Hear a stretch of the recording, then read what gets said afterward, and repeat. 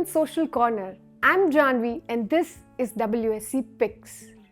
It is said that good education is at the root of a good society. And today we'll talk about education, its problems, challenges, and a lot more things. To talk about this, we have a special guest on the show. We are going to talk to the director of GGIS, and she's also an author and she is in the education field for over 20 years. Let's welcome Minal Desai and have a conversation with her. Welcome Minal to Women's Social Corner. Thank you so much. To start with, 20 years in the education field, tell us what has been your top 3 learnings?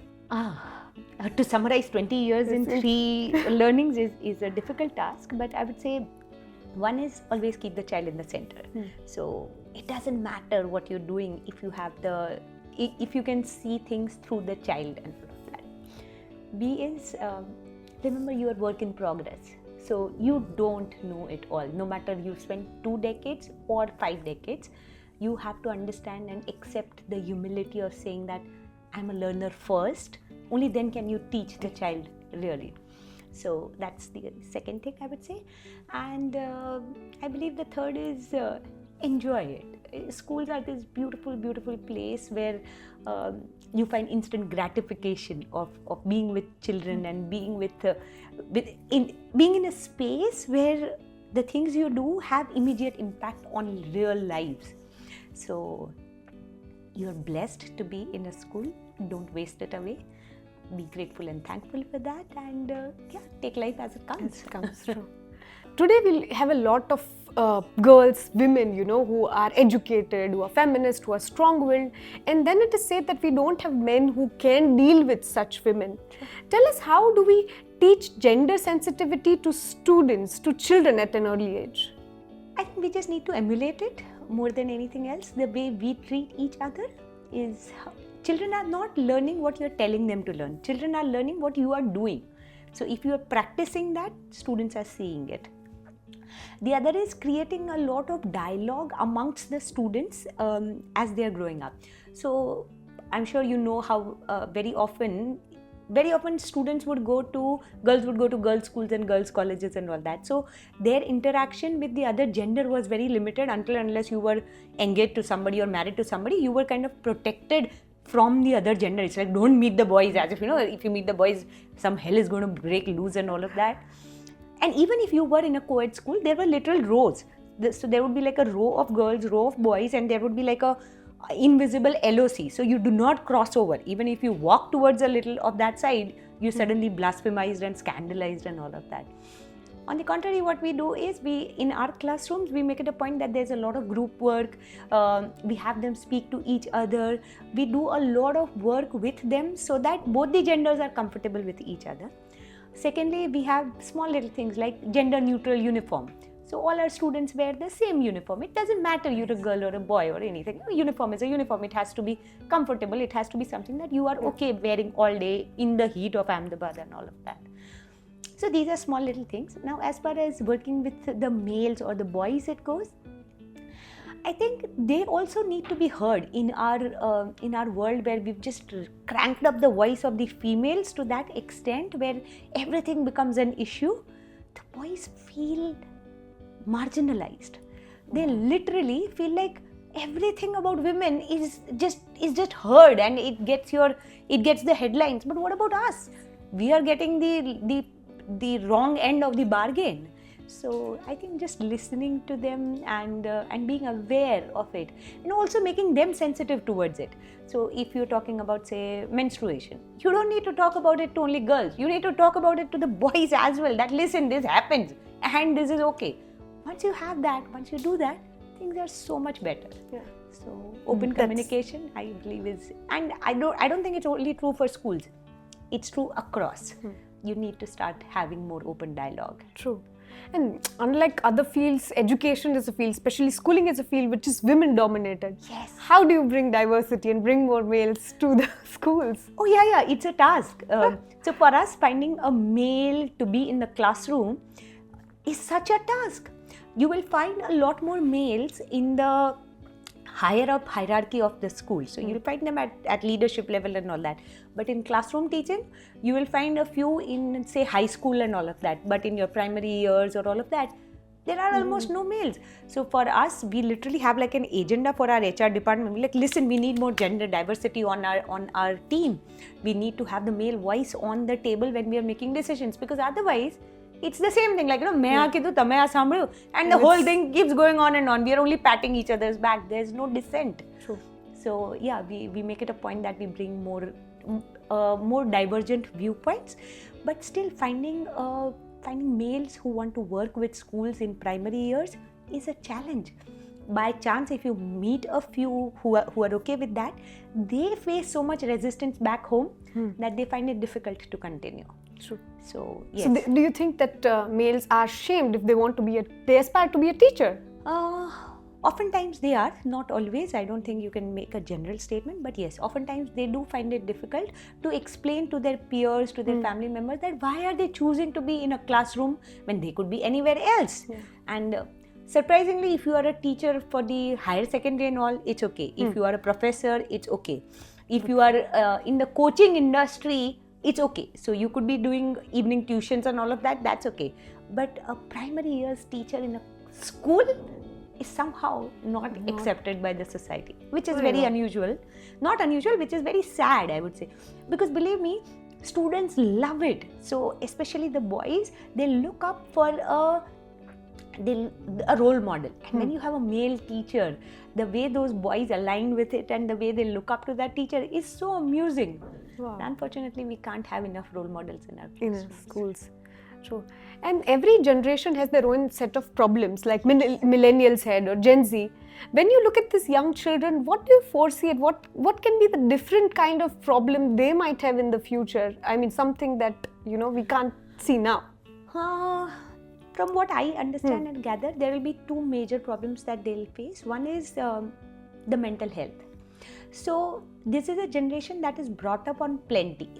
So if you look at it, on any birthday party or anything you go, no matter what you buy for that child, it is something that the child already has. So they have so much stuff. You ask them, tumko kya chahiye? Most of the time the child will be like, oh, I have everything and all of that. So they are unable to voice or understand what is the purpose of my existence. The earlier generation that was brought up on scarcity wanted a bigger house, wanted a car, wanted this, that. This generation, listen, all of this is granted and given. Like what do I... So managing your mental health in times like these will be a great challenge. The other that I see is very not unusual, but is again the physical health. So this is also the generation that is sitting on the couch, eating all kinds of junk, living in the most polluted times of the planet Earth's history. So in times like these, putting fitness at a higher level and kind of saying that I need to take care of my own health, and in spite of the availability of excess food, I need to develop self-control. So having that power over your mind will be a challenge. So mental and physical health both could be one. And the other is, of course, interpersonal skills. So they are so used to chats and chatbots, sitting across like this and talking, or going up to a stranger and asking for something. Like, oh, how do you do that? I'm like, how do you do that? Bloody, you go up to somebody and you ask, like, you. Yeah, it's simple as that. It's as simple as that, but it's as complicated as that for them. For them, it's very difficult. So having genuine, meaningful, deep relationships and conversations is something that they're missing. True. Yeah.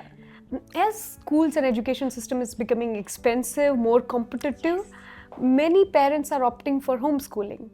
They just want to, teach their children. How do you see that? Please homeschool more. I am a big proponent of saying that this education system, as we see it today, is not for everybody. This model was built at a time when the society needed industrial workers. You needed people who could do the same job every single day for numerous number of hours. It was literally built in the idea of a factory. You get all the people together, you check them for quality test. If they are okay, then you pass them on to the next conveyor belt. If they are not okay, you repurpose them, you hold them back, you crank up something and you twist and tweak so that they can move ahead. So the whole education model was meant for standardization, homogenization, and was meant for a world that has vastly changed. If you want original thinkers today, schools have to defy their systems to build that original thinking. So honestly speaking, we need multiple models of education. This is just one part of how children could be educated. Homeschooling could be a great answer to that. Part-time schooling could be another answer to that, where you're doing your academics and all of it for a few hours, and then you're pursuing your passion. You're doing a lot more than just tuitions. Okay, school ka homework karo, tuition ka homework karo is not how a childhood should be spent. So yes, we need to rethink our models of education. We need to reschool ourselves in how we look at the so-called academics. So if homeschooling is something that is on the rise, and it's still a very tiny fraction, but I hope it picks up more pace. It's so interesting that someone who runs a school is also promoting homeschooling. It's a welcome change. It is, and believe me, we need more models like this, and we need to be able to collaborate with more homeschoolers. They should be able to, like the NEP says, you should be able to move in and out of the education system more fluidly. Right now what we've done is we've created this one single channel in which you enter at age 3 or 5 and you do not leave in the middle. There you go out, because if you go out, you're left out. And you just continue in there. But it shouldn't be that way, right? You should be able to latch on to your education when you want, plug and play kind of a thing, if you can manage that. Because believe me, learning is going to be for a lifetime. पहले क्या था, आप graduation कर लो, आपको एक नौकरी मिल जाती थी, you were set for a life and all. Now you can't do that. Now you'll have to re-educate yourself every decade at least, if not earlier. Now if you're going to do that, then how the child is going to get tired? By the time they turn 22 and all that, થાકી જાય, marathon sprint नहीं જેમ તમે દોડાઓ. If you make it a sprint, the child is going to get tired. So you need to pace it out, and I think homeschooling is one model. I hope there are different models that emerge as we go. Okay. In the school, when I was taking around, I saw something interesting as an emotional account bank. Emotional bank account. Emotional bank account, and this was not a concept that I knew before. Tell us how it is necessary for children and what it is all about. So it's a very simple concept. The EBAs, emotional bank accounts, is this idea of saying that you have a bank account of not just money, but of your emotions and your thankfulness and all of that. So in our classrooms, we'll have different pockets kind of made for every child. And whenever somebody does an act of kindness or is doing the work that was expected or goes out of the way or something, we write small little notes of thank you and we put it in those boxes, and we say, here's a deposit that I've made in the EBA. So this just enables the classroom to think of it as emotions and gratitude as a real thing, as a tangible thing.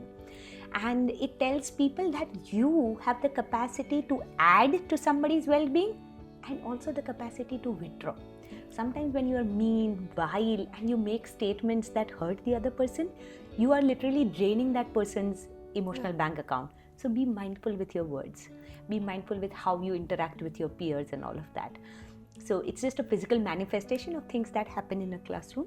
And the EBAs really help the children to be able to see what positivity they can bring and how certain things are degrading their mental well-being. So a couple of things that EBAs do for us is, of course, the more visibility, but more than that, creating more self-awareness. Like I said in the beginning, for us, mental health is going to be a biggest problem that children might face. And everything of mental health begins with self-awareness. So the more self-aware we can make our children, where they don't feel triggered with something or the other, and where they don't get anxious about somebody's remarks, the healthier they are. And genuinely, Janvi, the content that we are presently teaching is really not very helpful. I mean, over a period of time, this is going to change. When we were studying, we had 9 planets. Then they became 8. Now they are 9. मेरे को ही पता नहीं कितने planet है. So the content is subject to change. Some laws of physics, maths, they may remain the same, but the applications are going to keep changing. We need to focus a lot more on finding those habits for children and maintaining their mental equilibrium. And that is how, so we spend a lot more time on all of those things, and EBS is just one of the ways of doing it. Another interesting thing I found in the school is the theme of Avengers, which is very interesting. It made me instantly happy. Like, tell us about that. I mean, elaborate about that concept. Hey, honestly, it's a very simple thing. So when, as I said, we started 10 years ago, and for a few years we were just a single section school. Then the number of students increased, and we had to have sections. And we're like, okay, we need to name our section. We're like, listen, we can't be naming it ABC or those flowers, daffodils and roses and all of that. It doesn't excite students. So we kind of had a dialogue with ourselves and students and all of that. And then we realized that these are places, but places that should excite the student. And what excites the students, at least back then when we started, was this entire Avengers theme and all of that. So we named the entire school ke places around Avengers. So our sections are called Wakanda and Asgard and Atlantis, and our staff room is called the Stark Tower. Staff room is called the Guardians of the Galaxy and all of that. And it just makes the whole thing fun. The children simply belong. True. It costs us nothing. It just takes more buy-in from the teachers and from the adults to look at the world that the children are living in. And when the student walks in and he sees a school that has Asgard as a section, suddenly that child will like, oh yeah, here's somebody who understands me and I want to listen to that adult. So the whole idea is that you have to listen before you want your children to listen to you. True. You have to hear them if you want to be heard. Yeah. And how do you hear them? These are small little ways to do that. True. Do that. Gujarat government is working on introducing Bhagavad Gita in schools. Okay. How do you see that? In my understanding, or at least the way we work, we leave religion out of the purview of this school, for the simple reason that religion to me is something you practice for the individual. I don't think it is even a societal matter or even a family matter. It is something how I see God and what is my conversation with God. So as a school, our prayers and all of that are very simple. It's like a 5-7 line note of just simple gratitude for being who we are. Now, as far as this introduction of Gita goes, I am in awe of Gita, and the amount of Gnan that it packs in those small little verses is amazing. My only request would be that I hope it is dispensed in the truest form. It cannot be something that's just ratified and spoken about but not practiced. True. Have we really enabled our teachers to be able to transact that?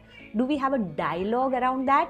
Are we going to have a discussion around what this verse means, or is it just going to be this chanting of Gita that happens without the understanding of it? Because we don't need more. Honestly, દરેક ઘરમાં ગીતા છે, પણ કેટલા લોકો એ વાંચે છે? How many of them read it? How many of them talk about it? How many of them practice it? I don't think we need more Gita in the classroom in terms of just oratory thing. We need more practice of it. Which is important. True. So yeah, that's my take on it. And there's so much of work done at the ground level, school level, and then we see at the top and we see politicians fighting over everything else but education. It's not in their agenda. And when a political party stands for keeping education in their agenda, it's often criticized. How do you see this, the macro level? At the macro level, so one of the biggest problems India is facing moving ahead is going to be the lack of good primary level education. So we talk about the demographic dividend and we are the youngest nation and this and that and all of it. Honestly, every year we meet hundreds of candidates who come up with degrees of B.Ed and this and that.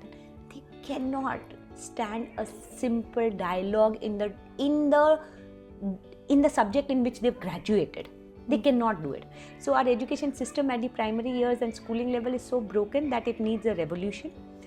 Which government or which party is going to be able to take it up and move forward only time will tell. We really don't know that. But I think as a nation, we will also have to develop more public partnership models. Okay. So India is a country in which you have a large number of people graduating from private schools. And most people look at private schools as these elite private schools like ours, but we are the smallest minority in terms of private schools. So genuinely, if you look up the private school composition, some 80-85% are affordable private schools which charge fees which are lesser than 15,000 per annum. So those private schools are doing at times a better job than the government schools, which is so surprising. And the parent who is getting free education in a government school is still pulling out that amount from the pocket and saying, नहीं मेरा बच्चा कुछ तो सीखेगा, teacher वहाँ पर खड़ा तो होगा. instead of, an absentee teacher.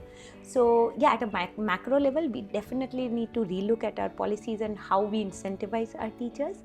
We have some great models, but again, they are islands. Yeah. So there's one great school here, one great school there, but at a large level, executing all of this is a challenge. And I don't think it can be solved by larger, what you would say, mahotsavs. શાળા પ્રવેશોત્સવ ને હાંતે એ બધા ચાલે છે, પણ at the ground level you need a teacher who is there day in and day out. True. You need a teacher who is not tasked with 10 other things to do so that he or she is available in the classroom for the job that he or she signed up for. True. So yeah, we need to look beyond the optics and we need to be able to see what's really happening in the classrooms.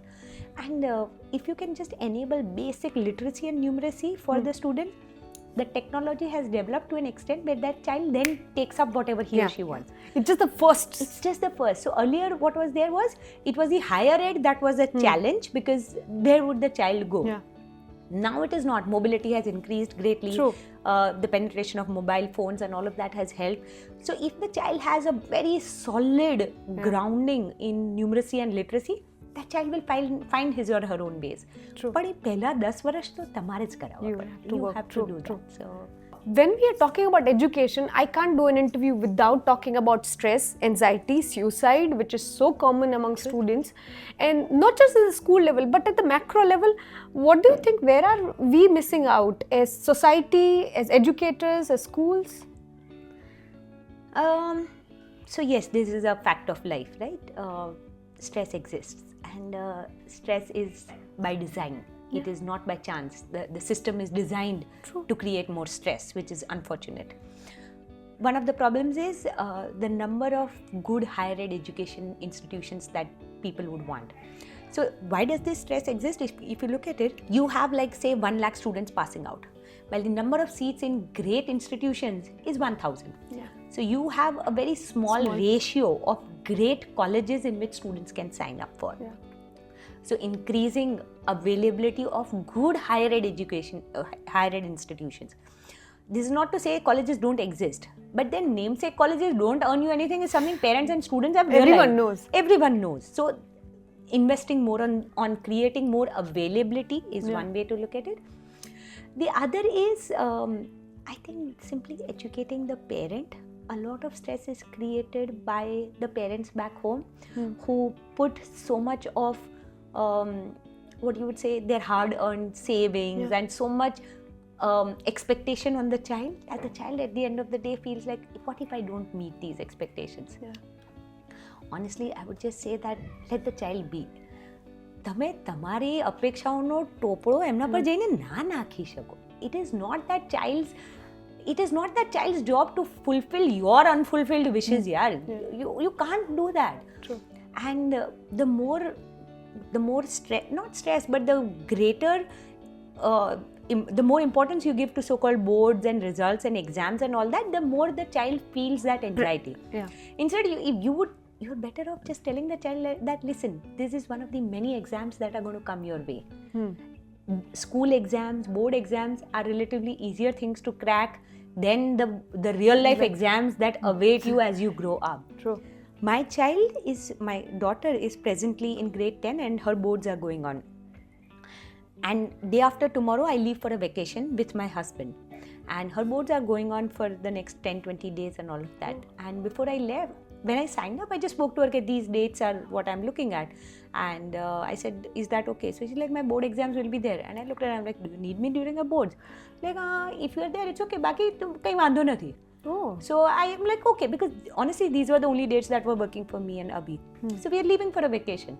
And just until last week, I didn't even realize this was a big deal.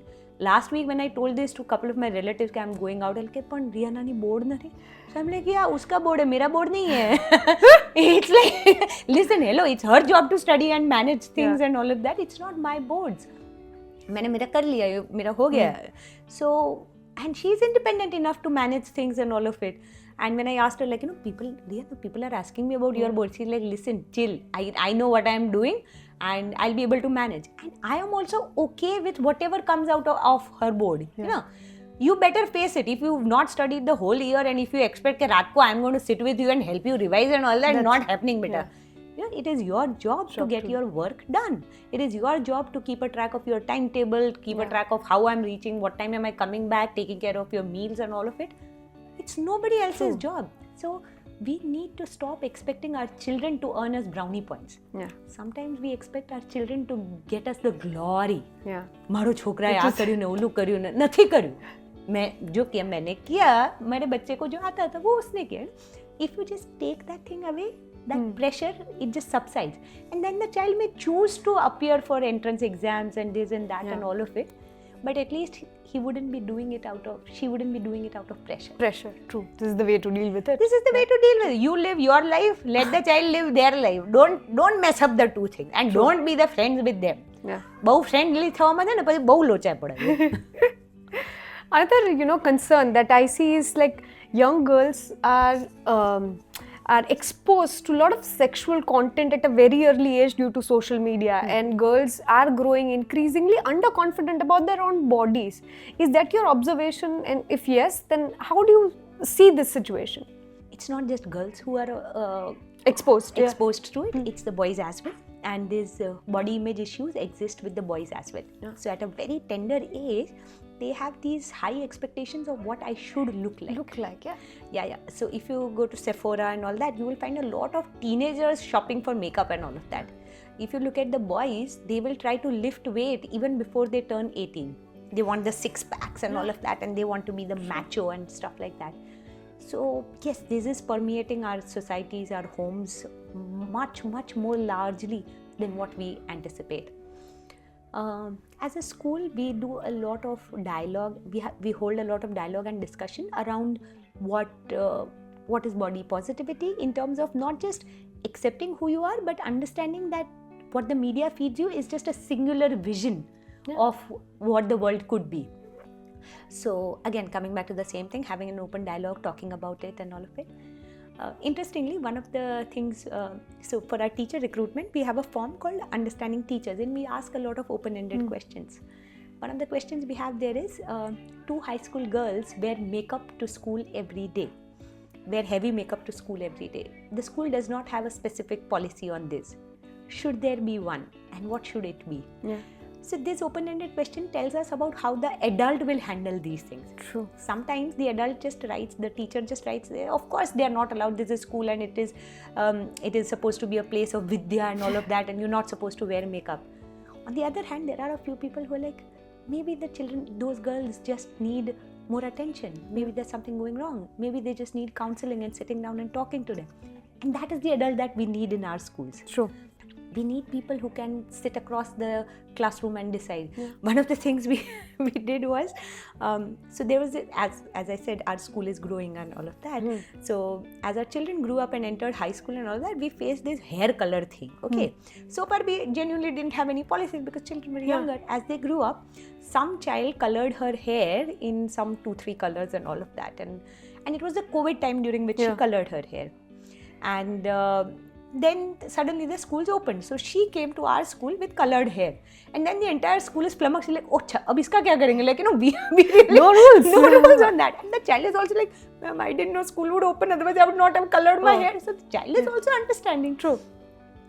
So we're like, okay, now let us think about it. So what we did was we gathered the entire high school and we said, okay, how do we want to look at this? So a few things children told us is like, ma'am, why is hair color a problem? When teachers come in with highlighted hair, dash ma'am has highlighted hair, it is okay. Many of you color your hair to cover the grey, so that is okay.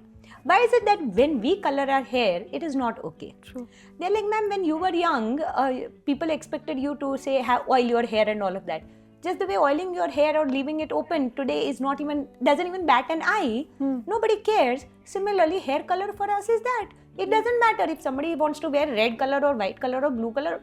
Why is it your color? True. The children are like, the students are like, this hair color thing is only in you adults' eyes. We don't see it. We can look at people beyond the color of their hair.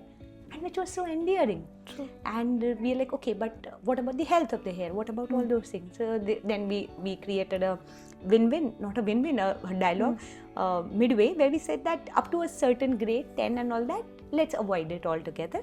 And for 11th and 12th, in case you wish to do that, speak to your teacher and you are okay to do that.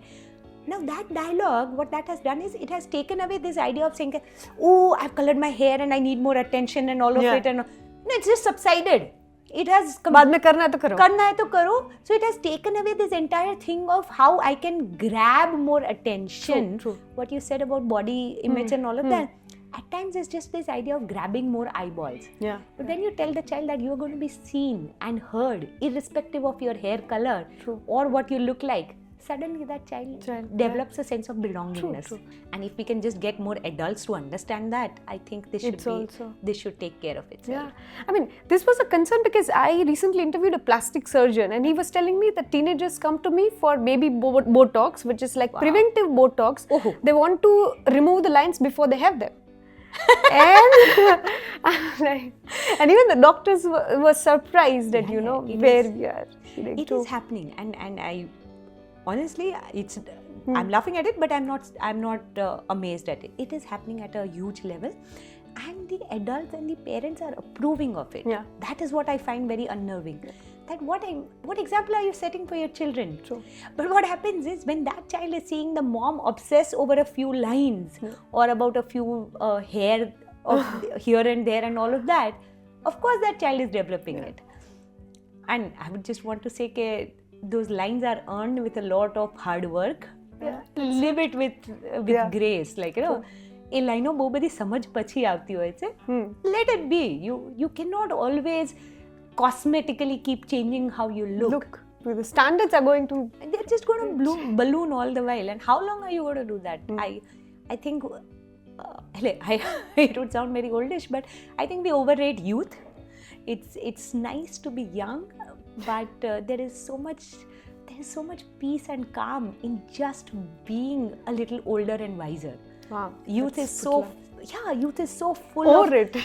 Overrated, and it's so full of exuberance but anxiety. Yeah. It's like you're trying to find your own feet and you're trying to find out whether I am okay. You're trying to find your feet and you're trying to find whether you fit in or not. True. You are under this constant anxiety of, okay, do I swipe left or right? Is this dress looking good or not? Is this... And after a certain age, you're like, listen, I don't care. You find that calm and peace in yourself, and it's such a beautiful feeling. Yeah. Like, people need to be able to do that. Yeah. And imagine if you could combine that with the youthful zest. That would be a great combination. True. Yeah. Up next, I want to understand how are our ways of talking to children about sex has changed or evolved, because while we were growing up, there was just a biology teacher skipping a chapter or giving us a few glimpses, on what actually happens. But how is the conversation evolving now? I wouldn't be able to comment on the larger everything, all schools. I can talk about our school particularly. We have a very specific, we have an expert intervention. So an expert comes in every week, talks to different students and all of that. Amazing person if you ever want to meet her. And she talks about everything from understanding your body to consent to understanding what healthy relationships look like. It's such an important part of growing up, something that we brush under the carpet and then it manifests in such odd ways as we grow up. So yes, that dialogue is changing. To begin with, that dialogue is happening is the most important part of it. Because if we don't do it, those children are already getting that information through various different digital channels and all of it. And forget digital channels. Even when we were young, we have smuggled those magazines and we've tried to understand what this looks like. Even books and all of it. And there's raunchy novels and suddenly your hormones are just up through. So it's just a phase of being a teenager. The moment we accept it and we sit across the table and tell the child that what you've been through, I've been through. Yeah. So don't tell me that it's evil or it's something that you shouldn't be doing. So if you take away the moralistic attitude out of it and if you just look at the physiology of it, children understand. Yeah. And then they will share so many things with you. You'll be amazed at they need so much help. And they need somebody who can understand it. Very often the parent is not equipped to do it, and I wouldn't blame the parent. I mean, they have been brought up in a very different world. For them to suddenly overnight change that and become that person who can talk to the child about it, becomes very challenging. The only thing I would ask for is from schools to invest a little more time and energy in having this dialogue in a more child-friendly manner. Please don't stand up on the stage and give jnana. Listen, the children don't need any more of it. If you can do it as a dialogue, as something, if you can create a safe space and talk about it, only then do it. So one of the things we do at our school is, for that circles of safety session, it's only that expert who stays there. It's only Anuja. She will be like, don't have any class teachers or anybody coming. Because the moment some adult comes in, they become a little more frigid. They feel like, how I'm going to be judged? Is this teacher going to look at it? Well, this teacher, they know she comes in for this, she discusses this and goes away. They're so much more comfortable doing that. So we need to be able to have many more Anujas and much more dialogue around this. And special interventions. Special interventions. Our teachers are not equipped to do this. Please understand, you cannot expect that teacher to be able to do this as well. She cannot. She's not been trained for it. She cannot transact this very slippery class that this ends up being. So, Another thing that I want to discuss is about movies and how movies bring violence or patriarchy or such difficult things visually. And one of the criticism is always that young boys or young girls will see this and try to imitate in their own lives. Does this also concern you? And is there any way we can stop young people, from watching this content? Does it concern me? Yes.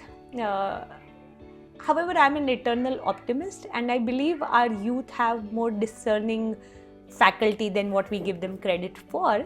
So, while this is happening and it does influence a section of the society, there's also the other section which is crying hoarse about it and saying that this does not work in real life. This is not how things should be. And that is also being heard. So, I think every generation has its own battles to fight. And we should be able to create that open space where they keep doing it, but trying to censor it in the name of what is right and wrong. Because once you try to censor, then who decides what is right and wrong? Today, if you're saying that this part of artistic expression is wrong, tomorrow this part is going to be wrong. So we need to create essentially we need to create spaces where the child can develop a critical thinking ability for himself or herself. So we cannot be deciding for them. We can just give them a framework where they can decide for themselves what kind of life they wish to lead. They should be able to look at a movie and say that, while you're saying this, honestly, this is not what I want to practice. Can they choose to shun it? Can they choose to practice something else? Or look at it just as an entertainment value and leave it outside. When I was growing up, there was this pop that had come in and there was Baba Sehgal and all of it. And my parents were literally worried. They're like, hi, Bhartiya Sanskriti nu shu thase and han. Then Baba Sehgal was this person who was going to take India away from all things Sanskritic and all of it. We've turned out just fine. So having a family structure that supports the young ones, that helps them make mistakes but still come out of it. And honestly, you can't expect your children to walk the tight moral rope always. They are going to grow up to make a few mistakes. They are going to try out new things that you wouldn't have wanted them to. You'll still have to stand there for them. A little leeway is what you will have to give them. Can't be authoritarian. No, can't be authoritarian. Neither can you expect saint-like behavior from the child. Sometimes that's the flip side of it. Oh, my child never watches violent movies. My child will never do this. My child. But baby, that child has to live in this world. So that child might as well learn to be able to deal with it and not get influenced. If you save the canyons from the winds, you will never see the beauty of the carvings. So well said. Right. You are just shunning away everything that could possibly change his or her mindset from what you believe that child's mindset should be. But it doesn't work that way. You really can't choose and pick the experiences for your child. He has to go out. He has to go out. That child has to be given the freedom to choose those experiences and then decide whether I want to continue with it or not. True. And of course, you have to be there, because otherwise it's a slippery slope and the child could just go down. But where are you, the adult, when this is happening? So, And here we discussed a lot of aspects of education. Is there anything from your latest book, Reschool, that you would want to talk about? Anything we haven't discussed yet? So yeah, Reschool, I can talk about it forever and ever. But I think one of the things that comes to my mind is this idea of saying that you asked not school, not education, right? Something other than education. Of what we have not discussed. Of something that we have not discussed. Any aspect. Or what led you to write the book, or why the title, anything. Okay, so yeah. So Reschool is an outcome of my journey in education for almost 2 decades and all of it. Okay, so it's not something that's written only in theory. It's something that we've been practicing all these years and now is being documented. Yeah. So one of the things I would like to talk about in Reschool is that you have to have the patience to build something of value.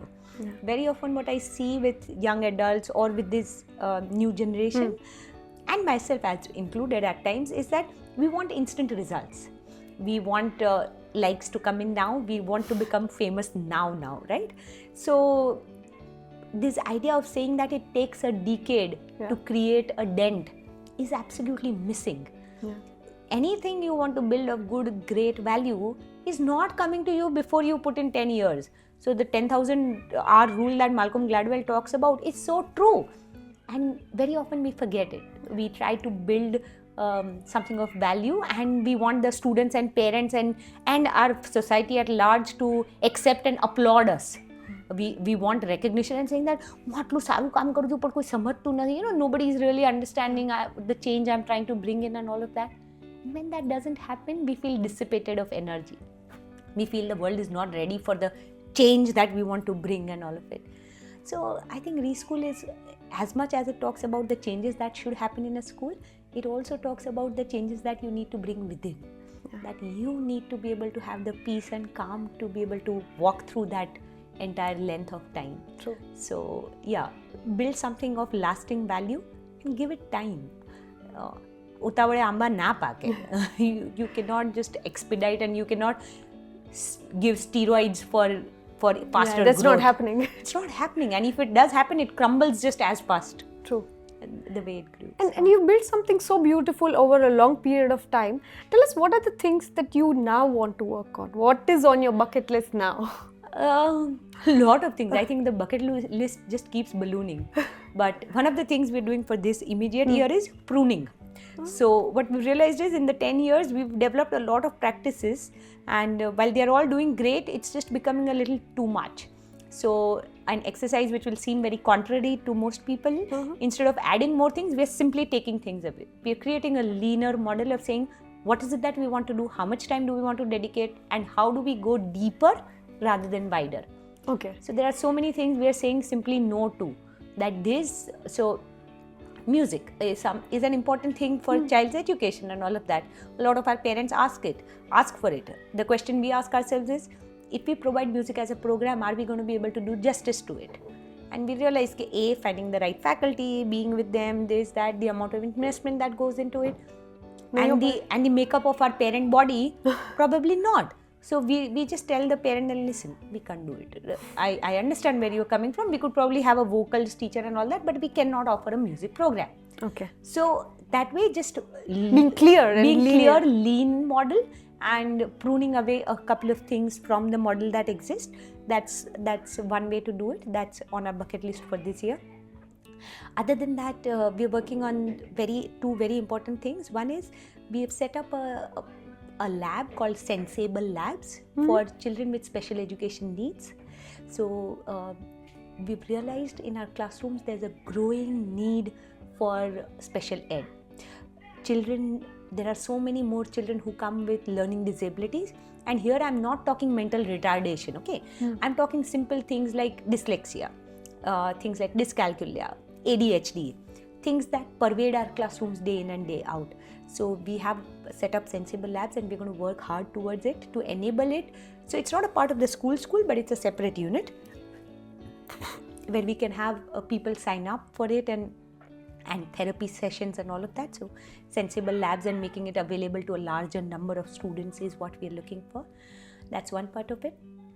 The other that we're doing is we are packaging all our practices through Reschool and through Unboxed, and we're taking it to the outer world. Oh, okay. We have a unit called Unboxed, where we are saying that setting up a school is not rocket science, and if you wish to do that, we will provide you with the consultancy, we'll provide you with all the help that you need, and we would be happy for you to come in and visit us, learn from us. We need many more people to like replicate the model. Exactly, and this is by any means or any stretch of imagination, this is not undoable. This just requires you to re-look at things.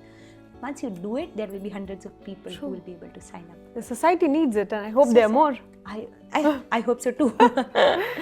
So how are the HR policies different, when we are working with so many women in the organization? So yeah, they have to be different. I'll give you simple examples, like no matter what that teacher's paycheck is or what kind of perks that teacher may be drawing, something as simple as a husband's transfer ensures that that teacher has to move. Yeah. Sometimes the teacher even completes a year, sometimes they can't even do that. They have to move out because they have to run the family. Something like somebody falling ill in their family. The mother-in-law falls in the bathroom and the impact is that teacher is absent from the school. Because who's going to take care of that mother-in-law? So in a scenarios like this, what happens is, and I've spoken about it in Reschool as well, what happens is that we need to be able to look beyond what the statute of the policy is. The policy may say that you cannot take more than 15 days of break at a stretch. But if we understand that this teacher has a choice of either keeping the marriage or the job, just because we have a certain policy in place, can we decide to be a little more humane and give, say, a month's time till that mother-in-law recovers so that this teacher can come back to work? It does create a havoc for us. It sends everything for a toss in our schools and all of that. But if we don't do that, the flip side of it is the teacher is going to lose the job. We're going to lose a great teacher because the policy said you can't take more than 15 days of leave and all of that. So sometimes we create policies only to create more exceptions to the policies. And I'm like, why do we even create policies? I think we should just wing it on the go.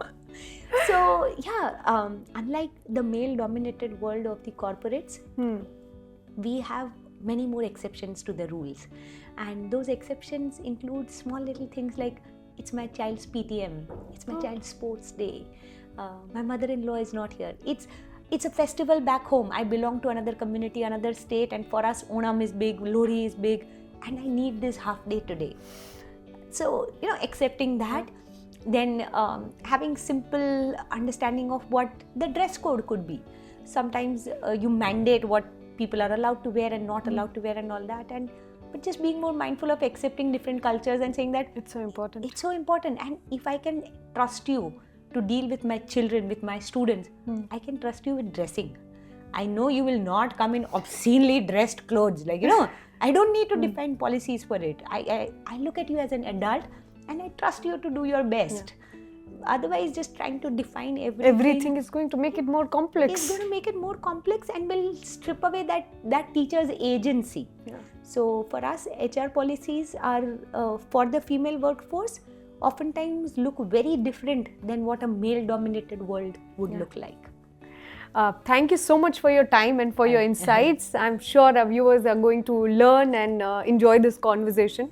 For more such interactions and discussions, keep watching Women's Social Corner. Thank you.